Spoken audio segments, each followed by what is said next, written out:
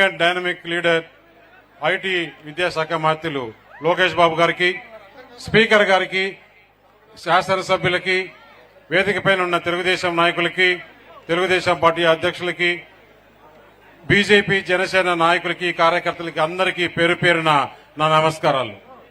ఎందుకంటే ఈ అనకాపల్లి అచ్యుతాపురం రోడ్డు ఈ ప్రాంతమంతా ఇండస్ట్రియల్ ప్రాంతం. మనం చూసాం గత ఎలక్షన్స్ లో ఈ రోడ్డు ఏ విధంగా ఉండిందో.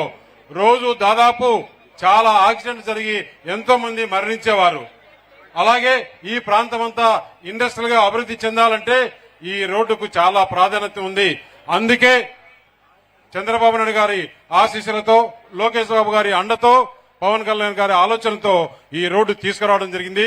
ఇక్కడ అనకాపల్లి పార్లమెంట్ లో ఇవే కాదు, లోకేష్ బాబు గారు ఇక్కడ ఇంటర్ఫేర్ అయిపోయి ఇక్కడ ఆర్సిల్ మిట్టల్ గాని, మన ఏదైతే హైడ్రోజన్ ప్లాంట్ ఎన్టీపీసీ ఉందో అవే కాకుండా చాలా వరకు ఇండస్ట్రీస్ వచ్చేదానికి, అలాగే మనకు ఏదైతే పార్క్ ఈ ఇండస్ట్రియల్ పార్క్ ఉందో, బల్క్ డ్రగ్ పార్కు మన నక్కపల్లిలో పార్కు కూడా శంకుస్థాపన ప్రధానమంత్రి గారు చేయడం ఇన్ని చూసాం.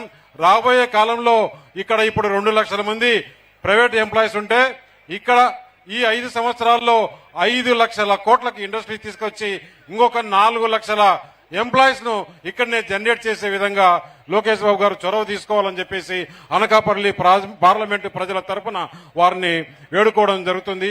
ఈ అవకాశం ఇచ్చిన పెద్దలకి ధన్యవాదాలు. జై హింద్. థ్యాంక్ యూ అండి. మరి పెద్దలు లోకేష్ గారిని మాట్లాడవలసిందిగా కోరుతున్నాను.